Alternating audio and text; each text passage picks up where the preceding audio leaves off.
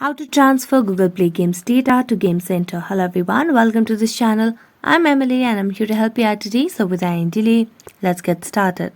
So first of all, make sure you have stable Wi-Fi connection on your device. As you do that, launch your Play Store application on your device over here. Make sure you're logged into your account.